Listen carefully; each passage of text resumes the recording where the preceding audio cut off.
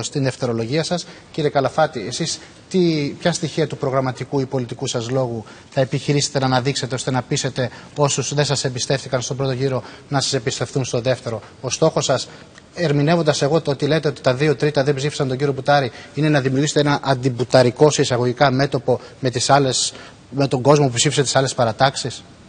Δεν έχει κανένα προσωποκεντρικό χαρακτήρα το δικό μου το πρόγραμμα.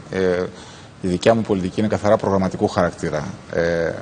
Δεν κρίνω και δεν αξιολογώ τον Δήμαρχο, ούτε υπάρχει αντιμπουταρικό μέτωπο, είναι κάτι μακριά από τις δικές μου αντιλήψεις. Στη διοίκηση, βέβαια, αναφερόμουν και εγώ. Στη διοίκηση έχω μια διαφορετική αντίληψη. Είναι εντελώς διαφορετική. Αυτό ουσιαστικά εισαγάγω, πέρα από το ότι θα επιμείνω στα δύο βασικά master plans που έχω, τα οποία είναι εφαρμόσιμα και υλοποιήσιμα. Το ένα το μίνι και ένα το μεσαίο. Το ένα αφορά τις γειτονιές, μικρές παρεμβάσεις σε όλες τις γειτονιές με μικρό κόστος, εκεί που θέλει απλώς συνεχή ενασχόληση των επικεφαλής, των πολιτικών προϊσταμένων των υπηρεσιών, των αντιδημάρχων και του ίδιου του Δημάρχου, που είναι το κομμάτι του μικρού βεληνικούς master plan, και το μεσαίο master plan, που είναι το σταυροδρόμι που έχω πει, με 5 παρεμβάσεις που γίνονται επίσης, οι οποίες δίνουν μεγάλη ανάσα στην ποιότητα ζωής των πολιτών. Άρα θα επιμείνω στην γνωστοποίηση του προγράμματος από τη μία πλευρά, και από την άλλη βεβαίως το κομμάτι της διοικήσεως. Το θεωρώ πάρα πολύ σημαντικό.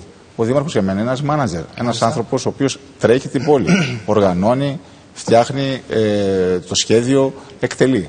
Λοιπόν, εκεί πέρα θα επιμείνω στο πόσο ικανός είναι κάποιος να τρέξει την πόλη, να διοικήσει, πόσο ικανός μάνατζερ είναι. Θα αξιοποιήσετε, κύριε Μπουτάρη, τη δευτερολογία σας? Θέλετε κάτι να προσθέσετε? Ναι, εγώ θέλω να πω το εξής, ότι δεν έχω αντίρρηση. Τα προγράμματα είναι όλα πάρα πολύ ωραία. Αυτά που λέω ο Σταύρος είναι πάρα πολύ ωραία. Έχω όμως μια βασική αντίρρηση στο είδος του μάνατζερ που είναι ο Δήμαρχος. Ο Δήμος πρέπει να λειτουργεί με τις υπηρεσίες, και αυτό ήταν η κύρια προσπάθεια που κάναμε, η οποία προφανώς δεν φαίνεται, δεν μπορεί να φανεί, γιατί δεν έχει άμεση εικόνα ο κόσμος.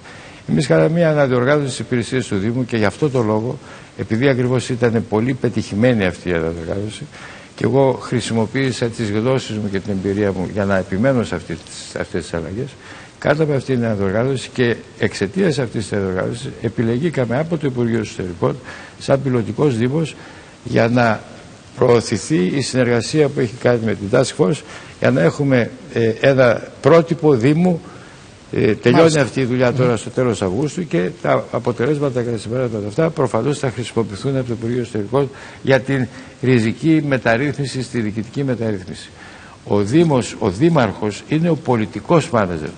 Ο Δήμαρχος πρέπει να εμπνέει την πολιτική ηγεσία του Δήμου, τους αντιδημάρχους, τους πρόεδρους των επιτροπών, και να ολοκληρώσω πάνω σε αυτό. Την δουλειά πρέπει να την κάνουν οι υπηρεσίες. Οι δήμαρχοι έρχονται και παρέρχονται, οι υπηρεσίες παραμένουν. Αυτές πρέπει να ενδυναμωθούν, αυτές πρέπει να στελεχωθούν, αυτές πρέπει να εκπαιδευτούν ώστε να κάνουν καλύτερα από όλη τη δουλειά. Κύριε Καλαφάτη, σε εσάς ο λόγος για να συμπληρώσετε. Καταρχάς, 3,5 χρόνια είναι πάρα πολλά για να μπορέσεις να επικαριστείς ότι έχω κάνει μια αναδιοργάνωση υπηρεσιών, και αυτή με αμφίβολο αποτέλεσμα. Δεύτερον, έχω διαφορετική αντίληψη. Ο επικεφαλής πολιτικός προϊστάμενος που είναι ο Δήμαρχος είναι ο πρώτος που πρέπει να δείχνει το παράδειγμα σε σχέση με τη δουλειά του. Φυσικά και θα πρέπει να εμπνέει. Το έχω πει σε δικές μου τοποθετήσεις, είναι στο μήνυμά μου, το οποίο έχει δυναμηθεί σε όλη την πόλη. Ότι ο Δήμαρχος πρέπει να εμπνέει και να εμπνέεται από τους πολίτες.